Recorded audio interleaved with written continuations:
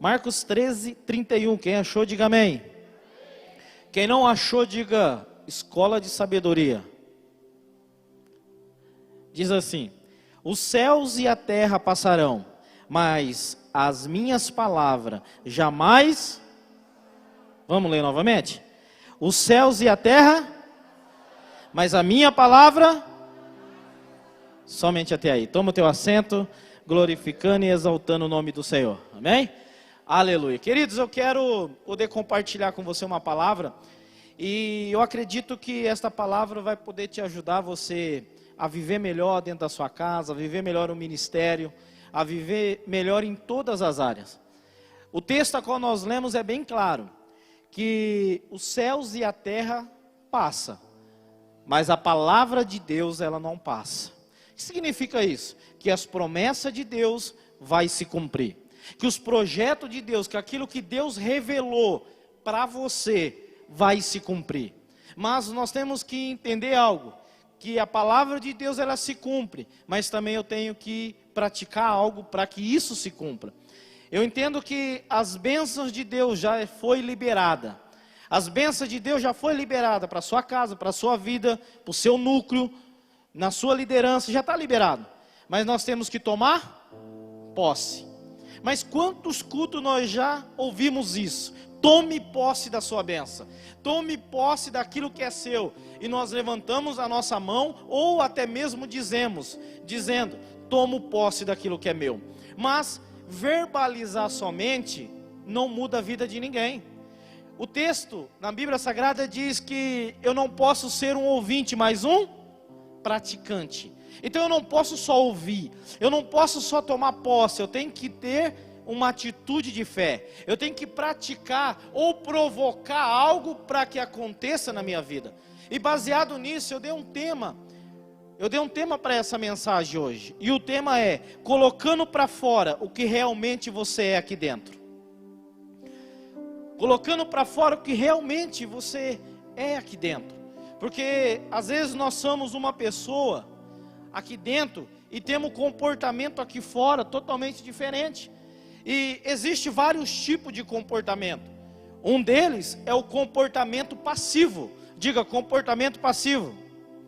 Pastor, o que é um comportamento passivo? É aquele que concorda com tudo que as pessoas falam, ou com os acontecimentos em sua volta. Ele é passivo, tudo ele concorda, tudo é amém. Você vai para o culto? Vou. Você não vai para o culto? Tudo ele concorda. Tudo que você falar, ele concorda. Esse é um comportamento passivo. Mas também existe o comportamento agressivo. Isso eu estou falando dentro da igreja. Eu estou falando dentro de nós, seres humanos. Existe o comportamento agressivo que está baseado no ganhar. É tipo que busca satisfazer apenas o seu interesse. Mexeu com aquilo que vai gerar benefício para você, você já parte para cima. Você já lança a palavra. Até magoa outras pessoas. Porque você está preocupado em satisfazer aquilo que gera benefício para você. Mas também existe o comportamento passivo-agressivo, que normalmente se manifesta em ocasiões, e se tem algo a dizer, mas não fala, mas depois, de forma agressiva, fica falando pelos cantos. E também existe o quarto comportamento, que é o comportamento assertivo. O que é esse? Esse é onde a pessoa ela toma as suas decisões, né? Ela toma as suas atitudes, mas dentro de um equilíbrio. E o equilíbrio está baseado nos frutos do Espírito. Significa que é uma pessoa que filtra primeiro antes de falar. É uma pessoa que ela filtra antes de tomar uma atitude. Ela não toma uma atitude baseada nas suas emoções. Ela toma atitude baseada na sua razão. Porque ela é uma pessoa equilibrada. Claro que você não é assim, mas talvez você conheça alguém que é desequilibrado. Quem conhece alguém? Muitos, né? Mas quando eu estava preparando essa mensagem, me gerou uma curiosidade. O que a psicologia fala sobre isso? Diz que há dois tipos de comportamento: o respondente e o operante. O que é o respondente? É um indivíduo que comporta-se involuntariamente. E o operante é aquele que tem a consciência do seu comportamento. Ele sabe o que faz, ele sabe o que fala. Sabe qual que é o maior desafio hoje, nos dias a qual nós estamos vivendo? É nós pensarmos, pararmos e depois agirmos. Ou até mesmo pensar e digitar. O que as pessoas fazem? Digita depois, mas depois que enviou a mensagem, alguns ainda selecionam e colocam lá, apagar para todos. Mas quando não dá tempo? Já foi. Quando não dá tempo. Então são alguns comportamentos que nós temos que filtrar. Mas por que eu estou falando isso? Porque sabendo desses tipo de comportamento que existe, nós identificamos talvez alguns dentro de nós. Alguns comportamentos desse. E baseado nisso, nós temos um comportamento interno. Deus, Ele conhece o meu e o seu coração. Mas às vezes nós tomamos certas atitudes que não queremos tomar. Tomamos certas atitudes ou certos comportamentos que não queremos tomar. Mas nós acabamos agindo, né? Então o que eu quero compartilhar hoje com você é algumas coisas que às vezes pode te ajudar, pode me ajudar a vivermos algo melhor, a viver o que está aqui dentro realmente, porque você é uma pessoa boa, eu sou uma pessoa boa, nós somos uma pessoa boa, mas às vezes nós tomamos certas atitudes, ou falamos algo que não é para falar, ou agimos de uma forma que não é para agir. Isso acontece na onde? Dentro da nossa casa, no núcleo, né? Eu me lembro que quando eu tinha o meu núcleo, e a primeira vez que eu abri ele, eu falei assim para Deus: Deus, meu núcleo vai ser uma benção, e o Senhor vai enviar pessoas, e vai ser benção. Irmão, eu vou falar de mim, o que eu orei, eu falei: Deus, mas não manda ninguém bebo aqui em casa não. Não manda não, manda gente que, né? Aí, eu acredito que você não vai acertar, mas eu vou fazer a pergunta para você. Adivinha qual foi a primeira pessoa que chegou lá? É nada, você acertou. Foi a primeira pessoa. Por quê? Porque às vezes os meus planos não é os planos de Deus. O que eu quero, aparentemente, está alinhado com a vontade de Deus. Mas o que eu queria, na verdade, era ganhar alma para Jesus, o que estava aqui dentro, o que estava queimando. Mas eu tomei uma atitude que não estava alinhado com o meu coração, e acredito que o coração de Deus. Mas eu tomei uma atitude. Por que eu estou falando isso? Porque o que eu quero compartilhar com você agora é algo que às vezes pode nos ajudar a viver algo extraordinário, a viver um ministério abençoado, a você olhar para o seu núcleo de um olhar diferente e saber que lá dentro tem pessoas especiais, tem pessoas que Deus enviou lá para nós amarmos e cuidarmos, que Deus enviou lá com propósito. Irmão, tem pessoas que estão do nosso lado, que foi Deus que colocou. E às vezes nós não valorizamos as pessoas que Deus colocou, porque sempre nós olhamos para pessoas preparadas. Não, eu vou focar como um pré-conselheiro aquele irmão, porque ele já passou pela escola de liderança, ele já está prestes para multiplicar, eu vou focar nele. Eu não estou falando que você não tem que focar, mas eu estou falando que às vezes tem um pequenininho lá, que o coração dele está queimando para fazer a obra de Deus, que às vezes a chama está queimando, e ele só está esperando uma oportunidade, e essa oportunidade às vezes está na nossa mão, está na nossa mão. Eu aprendi que pessoas abençoam pessoas, e que Deus usa a pessoa para abençoar a pessoa, mas às vezes nós agimos de uma forma que não queremos agir, mas agimos. Romanos capítulo 7, o verso 19 diz, o apóstolo Paulo dizendo: pois o que faço é o bem que desejo. Pois o que faço não é o bem que desejo, mas o mal que não quero fazer, esse continuo fazendo. O que ele está querendo dizer? Eu não quero, mas às vezes eu faço. Eu não quero ter esse tipo de comportamento, mas às vezes eu tenho esse tipo de comportamento. Então hoje eu quero compartilhar algo com você, rapidamente com você aqui, algumas coisas que tem me ajudado, que tem feito eu estar mais perto de Jesus, ouvir a voz do Espírito que diz à igreja. mais perto dele. Então eu quero compartilhar algumas coisas que talvez vai te ajudar, talvez vai fazer você a subir um pouco de nível. E qual é a primeira? Primeira coisa, para você jogar para fora e viver o que Deus tem aqui dentro, mas externamente, você precisa primeiro ter o seu período de oração no secreto. Ter o seu período de oração no secreto. Pastor, mas eu já venho orar nas 11h30, isso faz parte, sim ou não? Mas eu estou falando que eu quero conversar com você hoje, é aquele período do secreto. Sabe aquele momento do particular, que Jesus diz em Mateus capítulo 6, verso 6, mas quando for orar, vá para o seu quarto, fecha a porta, e ore ao seu pai que está em secreto, então o seu pai, que vê em secreto, recompensará. Eu estou falando daquele momento que você entra no seu quarto, que você fecha a porta e você tem o seu momento em particular com Deus. Irmãos, existem determinados assuntos que são tratados no coletivo, mas tem determinados assuntos que é no gabinete pastoral, que é no particular. Tem assunto lá na sua casa, que você conversa com seus filhos, com a sua esposa, tudo junto. Pelo menos na minha casa não. Tem assuntos que eu trato com todo mundo, mas às vezes tem determinados assuntos que eu sento com a minha esposa no particular, ou sento com a minha filha no particular. Então esse fechar a porta, esse entrar no quarto que Jesus está dizendo para nós nessa noite, é o seu período em secreto. É você entrar num quarto sem o seu celular. É você entrar no quarto e deixar seu celular em outro cômodo da sua casa.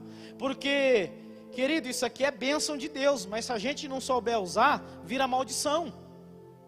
E não foi uma nem duas vezes.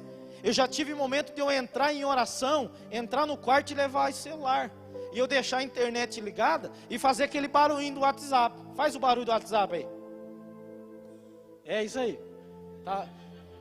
Tá para vibrar. Aí você está orando, faz o barulho, o que você faz? Ai, deixa eu olhar. Já quebrou seu particular com Deus. Então quando eu estou falando de você entrar e falar com Deus, eu estou falando de você ter esse particular com Deus. Eu estou falando aquele particular que ninguém vê. Sabe quando ninguém está vendo, mas você está lá chorando no pé da cruz? Ninguém está te vendo, mas você está lá na madrugada.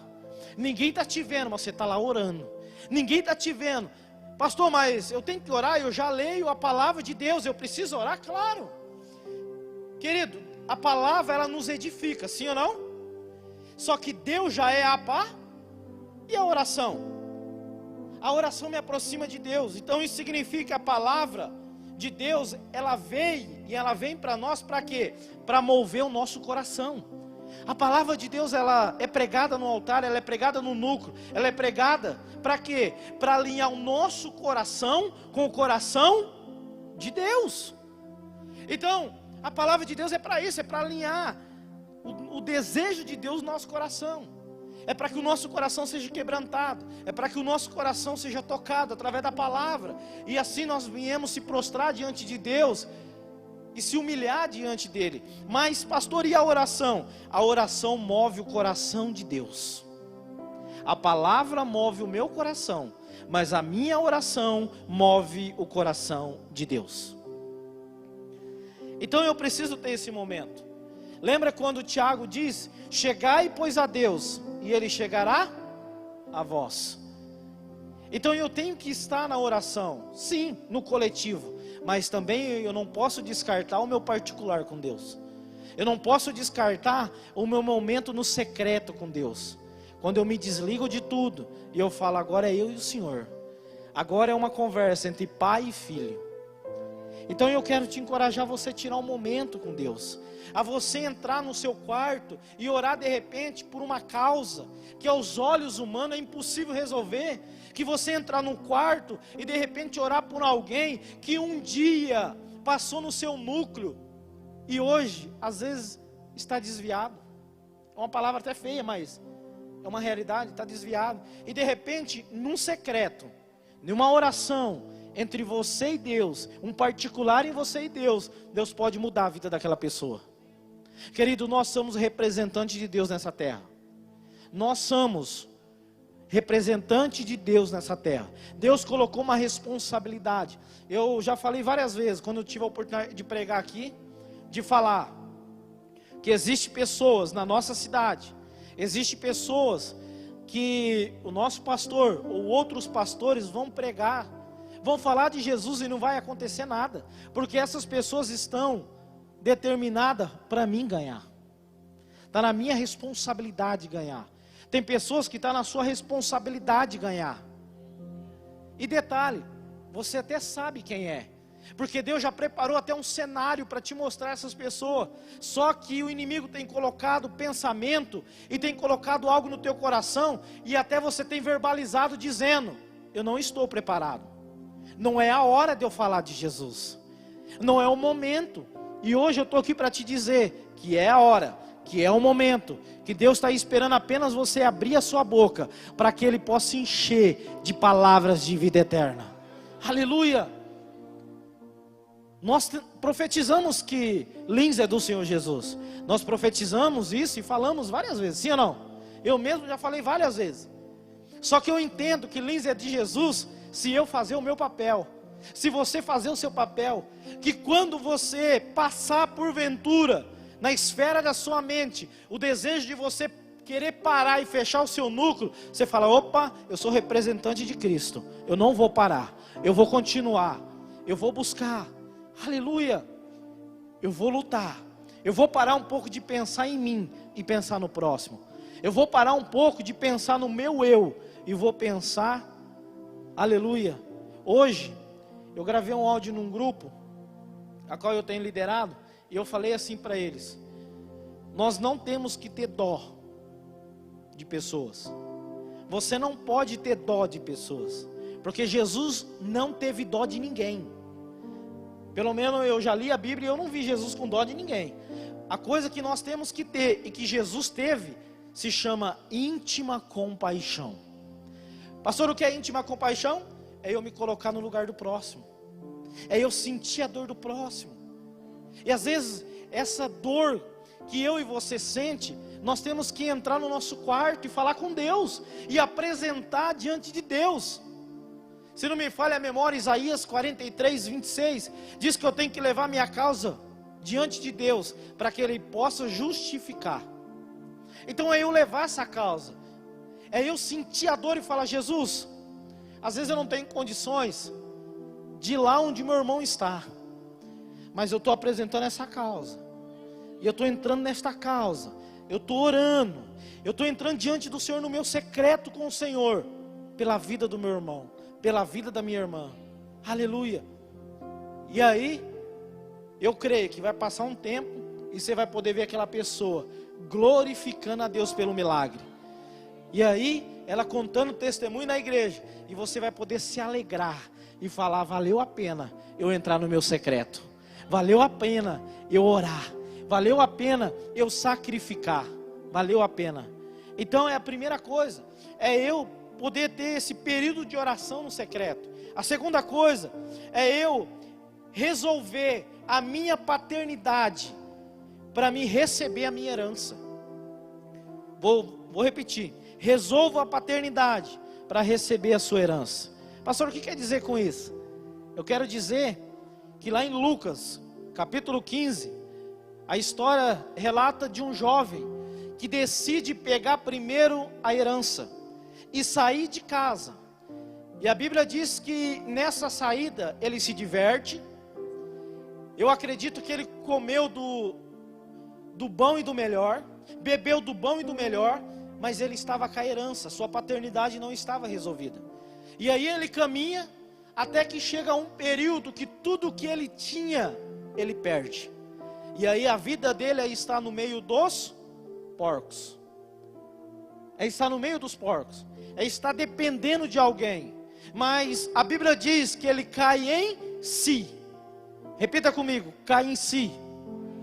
O que significa isso? Significa que ele teve um choque de realidade. Ele caiu em si e falou: opa, a herança não é tudo para mim. Eu preciso voltar para a casa do meu. Olha, ele já resolvendo a paternidade. Eu preciso voltar para a casa do meu pai. E lá, se eu for um empregado, Se eu for qualquer coisa lá, não importa, porque o que eu preciso é voltar para a casa do meu pai.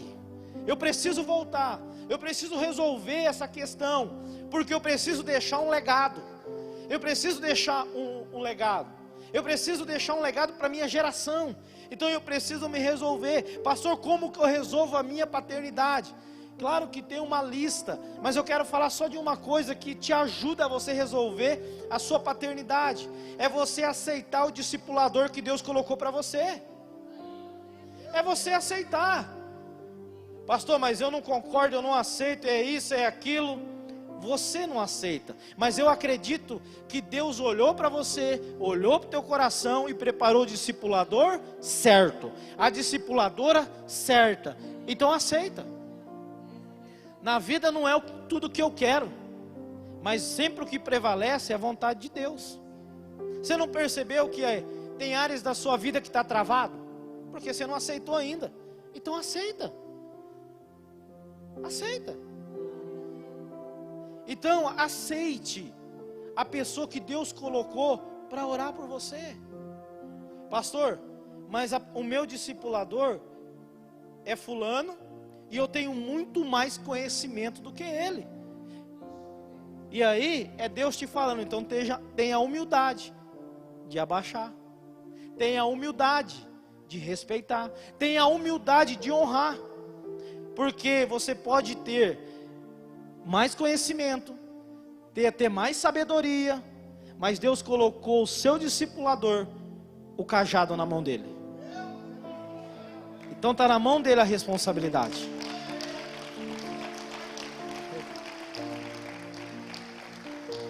E quando eu resolvo a minha paternidade, eu entendo que eu consigo deixar um legado. Há uma diferença entre herança e legado. Pastor, qual é a diferença? A herança, você deixa para alguém. Sim ou não? Herança você deixa para alguém.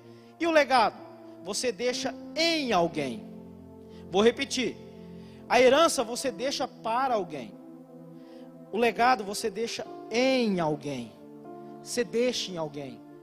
Então, o que eu quero que você entenda é que Deus, Ele quer que nós viemos viver tudo que Ele tem para nós. Irmão, já foi liberado, está tudo pronto, a roda já está pronta, mas nós temos que tomar posse, nós temos que viver aquilo que Deus tem. Os dias estão se encurtando, sim ou não? Sim, irmão, terça-feira passada, tinha um pregador pregando aqui, mandando fogo, quebrando tudo aqui. Terça passada, hoje já é terça. Os dias estão passando rápido. Pastor, por que está falando que o dia está passando rápido? Porque se o dia está passando rápido, nós não podemos perder tempo. Você não pode perder tempo mais por pouca coisa. Ah, mas aí, não, irmão, para. A igreja, ela amadureceu. Nós amadurecemos, nós estamos avançando e crescendo. Então não é tempo de nós ficarmos presos em pequenas coisas. Ah, pastor, mas estão falando de mim, estão falando isso, deixa eu falar. Deixa eu falar. Se preocupe se ninguém falar. Aí se preocupe. Porque se alguém está falando, é porque alguém está vendo algo diferente em você. Você já viu árvore que não tem fruto? Alguém está com a pedra? Mas se tem fruto. Irmão, se tem uma manga ali, eu ataco pedra? Deixa eu contar com você. Mas não é para você dar risada não. Do lado aqui tem os pés de manga. Todo mundo sabe, né? Mas já faz uns anos já isso que aconteceu, mas veio na minha memória. E aí eu cheguei de manhã e eu vi uma manga. Irmão, uma manga. Sabe o que é uma manga? Grande, madura. Ela te olhando e dizendo, vem. E eu dizendo, eu vou. E aí eu fui. Peguei um bambu que tinha ali e eu bati. Falei, essa é minha. Irmão, eu bati, ela fazia assim, ó. E a abençoada não caiu. Eu falei, eu também te odeio. Brincadeira. Aí eu entrei, aí eu encontrei o pastor falou assim, ó, vamos ali comigo e tal. Aí ele desceu, eu e ele. Aí na rampinha, o que ele olhou? A manga. Ele falou, rapaz, que manga bonita. Dá até vontade de pegar ela. A manga não me caiu? Eu olhei para ele e falei: paizão, o senhor me perdoa, mas essa mão você não acha não. Fui lá, já lavei ela, já lambi ela toda, só para ele não pedir. Aquilo ficou marcado para mim. Então eu quero que você entenda com isso, que você precisa deixar um legado. Que você precisa deixar um legado na vida dos seus filhos. Que você precisa deixar um legado na vida de alguém. Nos seus liderados, você tem que deixar uma marca. Os liderados não são nossos, é de Jesus. Mas nós temos que deixar uma marca. E essa marca não pode ser negativa. Ela tem que ser positiva. Amanhã ou depois, alguém vai poder falar: ó, fulano deixou um legado na minha vida. Deixou um legado. Eu me lembro a pessoa que ganhou para Jesus. Eu não esqueço. E ele deixou um legado. Então, nós temos que deixar esse legado. Terceira coisa, que o horário já está indo. Terceira coisa, nós precisamos se preparar para os desafios da vida. A nossa vida não é só bênção, tem desafio. A nossa vida tem desafio. Todos nós temos que enfrentar os nossos desafios constantemente. Agora o segredo é que nós, como líderes, nós não se preparamos para os desafios. Nós não se preparamos. Não precisa levantar a mão não. Mas quem aqui já se preparou para a sua morte? Você acha que eu estou brincando? Estou falando sério. Ou você quer ir morrer, ir para a glória e deixar dívida para o seu marido, para a sua esposa, para os seus filhos? Você vê como a gente não prepara para esses desafios da vida? A gente não prepara. E é uma coisa que nunca vai acontecer? Não vai acontecer um dia? Um dia a sua senha vai ser aparecendo telão de LED espiritual. Irmão, não tem onde a gente correr. Por que eu estou falando isso? Para que eu e você, a gente venha entender que os desafios vêm. Que a Bíblia diz que neste mundo teremos aflição, mas que é para nós termos bom ânimo. Então significa que as lutas vêm, e nós temos que se preparar. A Bíblia fala do dia mau. O dia mau vem para todos. Mas nós estamos se preparando para isso? Nós estamos se preparando para esse desafio? Estou dando alguns exemplos, mas você sabe o desafio que você enfrenta. O desafio que pode surgir na tua vida, em todas as áreas. E sabendo, eu vou me preparar. Eu vou me preparar. Nós chamamos o plano B. Você só está no plano A? Mas e o plano B? Qual que é seu plano B? Qual que é seu plano B ministerialmente? Qual que é seu plano B familiarmente, profissionalmente? Plano B. Porque os desafios. Imagina se a nossa igreja não tivesse um preparamento para o dia mau, para o desafio. Quando veio a pandemia, igreja 100% fechada. Será que hoje a gente estava aqui? Talvez a igreja estava fechada. Mas o nosso pastor, ele se preparou para os desafios que poderia surgir. Então se ele se preparou, nós também temos que se preparar para os desafios que pode surgir. Pastor, e o que tem a ver mais? Tem a ver que os desafios da vida andam junto com o crescimento da vida. Com o crescimento. Se você não quer crescer, então você não pode encarar os desafios. Uma criança quando nasce, você percebeu que uma criança quando nasce, a pessoa olha para a criança recém-nascida, ou alguns dias que nasceu, a gente olha e fala: ai, que bonitinho, que bênção de Deus. Às vezes nem é bonitinho, mas a gente fala, não é verdade? Só tem cabeça, mas enfim.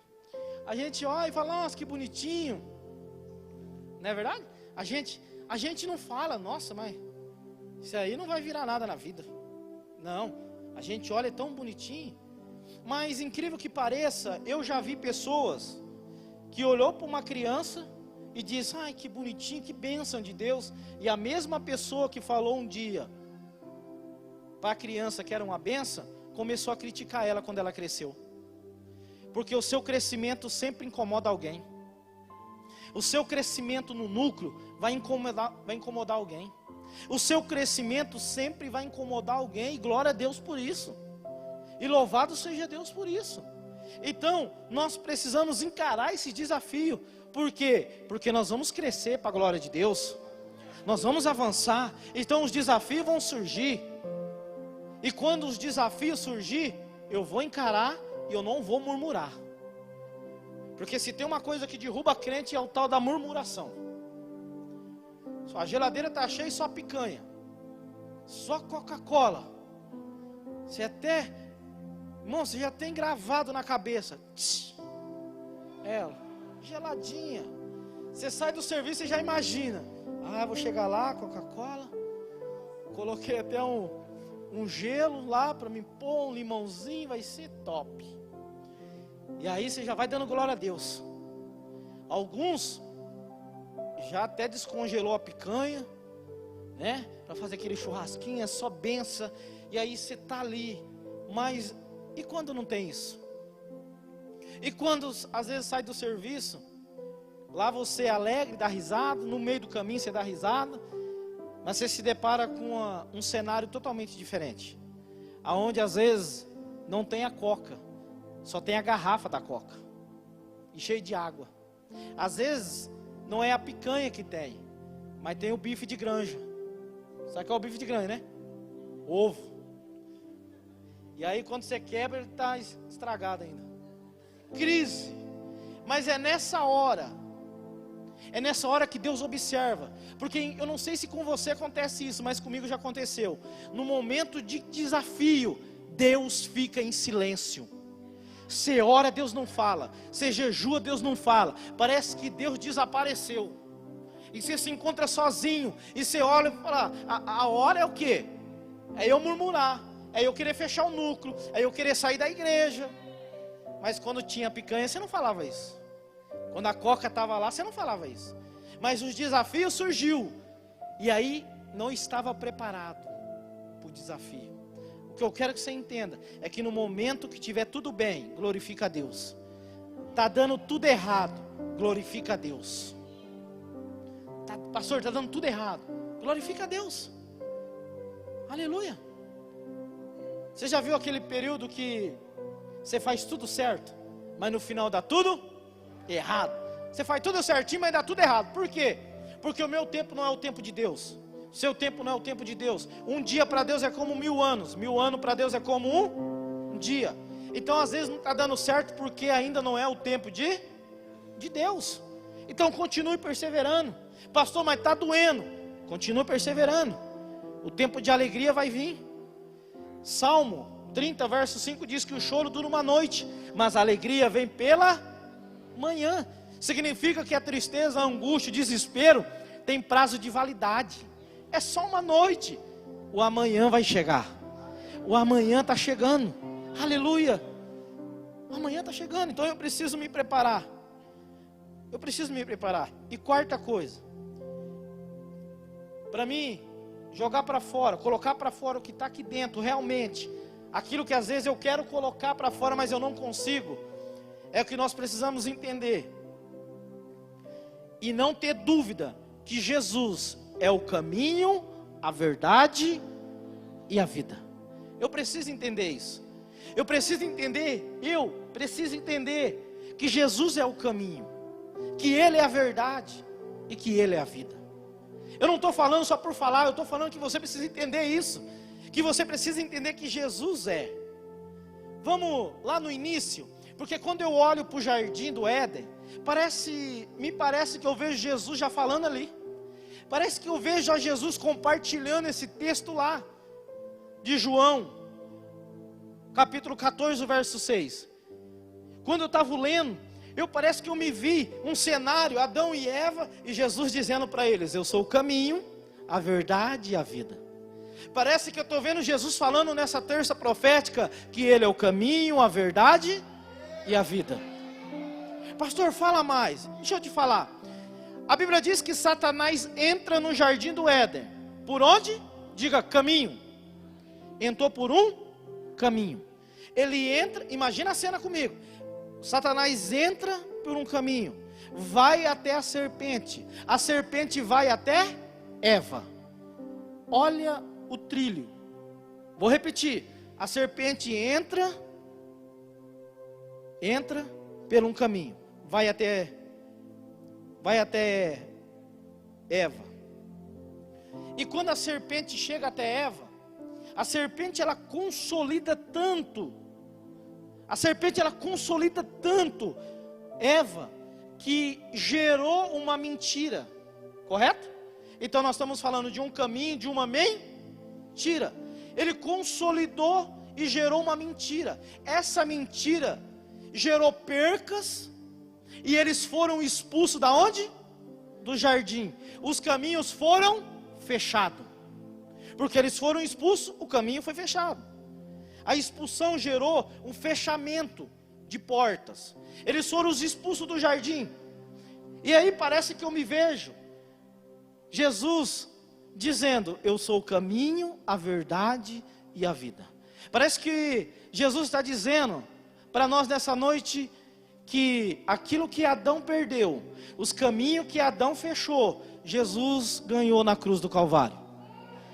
Aquilo que o diabo te roubou, Jesus hoje está pegando de volta e te entregando. As almas que às vezes passou pelos seus dedos, Jesus vai te colocar em suas mãos novamente. Porque Ele é o caminho, Ele é a verdade, Ele é a vida. Então observe que o caminho foi fechado. A mentira entrou no jardim. Agora Jesus está dizendo para nós: eu sou o caminho, eu sou aquele que abre porta. Eu sou aquele que abre porta onde não há parede. Eu sou aquele que abre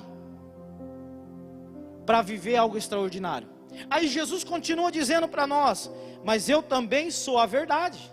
Eu sou a verdade absoluta. Jesus automaticamente, a porta que foi fechada em Adão, Jesus agora abre. A mentira que foi falada no jardim, Jesus agora está dizendo: eu sou a verdade absoluta. Eu sou a verdade. E aí Jesus ainda continua dizendo que Ele é a vida.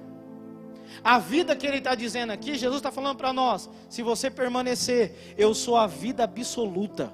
Eu sou aquele que dá vida. João capítulo 10, verso 10. O inimigo vem para matar, roubar mas Jesus veio para dar vida em... Jesus veio para dar vida no seu ministério, na sua casa, no seu casamento. Aleluia. Pastor, mas eu entrei triste. Entrou, mas vai sair alegre. Pastor, eu queria desistir. Não quer mais. Porque Jesus é o caminho, a verdade e a vida. Aleluia. Ele é a verdade absoluta. O que Adão perdeu lá, Jesus ganhou aqui. O véu foi rasgado. Aleluia. O acesso está livre para nós entrarmos no quarto em particular, para nós vivermos com intensidade o avivamento que já está acontecendo.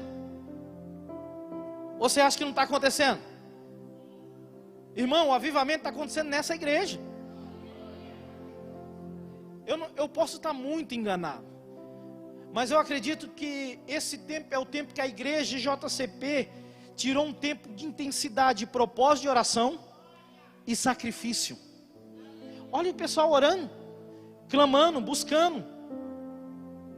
Então, Jesus hoje, Ele está dizendo, e eu vou repetir o que Ele quer dizer para a igreja dele: que Ele é o caminho, Ele é a verdade, Ele é a vida. Se Ele é tudo isso, por que eu e você vai desistir? Se Ele é tudo isso, por que eu vou retroceder? Pastor, mas só eu sei o que eu passo. Será que a sua dor é maior do que a dor de Cristo na cruz do Calvário? Será que a minha e a sua dor é maior do que quando pegaram Jesus, esticaram Ele naquela cruz que não era para Ele, e ali um prego foi lançado? Será que a nossa dor, ela é maior do que a dor de Cristo? Acredito que não. Então Jesus hoje quer que nós nos levantamos e damos um passo a mais, um passo para avançar, um passo para não olhar mais para os desafios e olhar para o alto, da onde vem o socorro bem presente, da hora da angústia. Eu não sei como que você entrou aqui, eu não sei como que você está aqui, às vezes você está até com dor aqui, mas se você crer, você pode sair daqui transformado. Irmãos, o maior agente de avivamento está aqui dentro. Você é o avivamento de Deus. Eu estou triste, eu estou isso. Tristeza sim, mas você não pode estar abalado. Tristeza, você vai passar por tristeza, sim ou não? Eu passo, os pastores passam, todo mundo passa. Agora o que eu não posso é deixar a tristeza entrar no meu coração e ela ganhar território, porque o que eu tenho que guardar é o coração, e o meu coração está na minha mente. Tudo passa por aqui, ó. O maior campo de batalha seu é sua mente. Levanta amanhã cedo, levante e diz: hoje meu dia vai ser um fracasso, meu dia vai ser péssimo, meu dia vai ser derrota. Seu dia como que vai ser? Uma derrota, porque você já profetizou de manhã que vai ser. Agora, em meio aos desafios, você levanta e diz: hoje eu vou vencer, eu vou encarar esse desafio, maior é o que está comigo, eu vou partir para cima, porque Jesus é comigo, eu vou avançar. Você vai enfrentar desafio, mas eu tenho a certeza que no final da tarde você vai poder levantar suas mãos e dizer: Jesus, obrigado pela vitória que o Senhor me deu.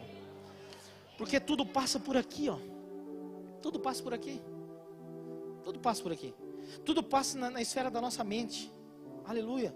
Eu me lembro, já vou encerrar, mas eu me lembro que eu trabalhava numa empresa há anos atrás, e o encarregado me chamou na sala dele e disse: ó, tá vendo aquela máquina lá? Falei: sim. A partir da semana que vem, você vai ser operador, a empresa está te promovendo e você vai trabalhar nela. A minha mente na hora, ela me trouxe uma informação, dizendo: você não vai conseguir, ela é perigosa, você não vai conseguir. A minha mente, mas eu não falei. E eu saí, eu falei para ele: tá bom, obrigado pela oportunidade. E aí eu saí e minha mente bombardeando: você não vai conseguir, volta lá, desiste, você não vai dar certo. E aí eu cheguei em casa, orei e eu falei: eu vou encarar esse desafio. O não eu já tenho, eu vou encarar. E aí, a hora que eu fui trabalhar na semana seguinte no novo setor, eu vi que não era nada daquilo que eu tinha imaginado na minha mente. Não era nada daquilo. Então, por que eu estou falando isso? Para que você entenda que tudo passa pela mente, e você tem que aprender a filtrar. Tem coisa que você tem que descartar, tem coisa que você tem que jogar de lado, tem coisa que não é mais para você, tem coisa que não é. Quando nós estamos na nossa terapia de casais, eu falo que uma das ferramentas que o inimigo manda, e Deus também manda, mas cabe a mim filtrar, é informação recebida. Todo dia você recebe uma informação. Agora você está recebendo uma informação, mas quem decide viver essa informação? É eu e você. Eu e você. Há anos atrás eu atendi um camarada que ele orava 4 a 5 horas por dia. 4 a 5 horas por dia. E ele chegou no meu gabinete e ele disse assim: pastor, eu não sinto Deus. Eu falei: como um homem desse não sente Deus? E aí eu conversando com ele, ele falou assim: pastor, sabe o que acontece? Eu oro todo esse tempo, mas eu fico 15 minutos em frente a uma televisão vendo pornografia. Aquilo que ele construía em 5 horas com Deus, ele perdia em 15 minutos, através de uma informação do diabo. Então você decide.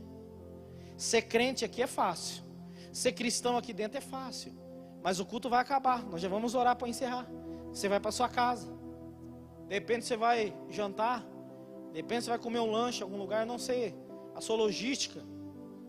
De repente você vai na casa do pastor Edivaldo. Não sei. Levar uma benção para ele, gente, calma. Então eu não sei a sua logística, mas o que eu quero te falar é que o culto vai acabar. E aí, querido, é você e Deus. Aí é você e você. E é incrível, tem hora que você está passando por situação que você quer uma palavra de um pastor. E aí você liga para 10 pastores, ninguém te atende. Quem que já passou por isso? Eu já. Querer falar com alguém, ninguém atende. O pastor não quer me atender, não é isso não. É que Deus está falando: mas eu não quero que os meus servos te atendam. Eu quero que você venha falar direto comigo. Lembra do tópico 1? Entra no meu quarto, fecha a porta. Então agora eu quero encorajar você a se colocar de pé em nome de Jesus. E eu quero orar por você.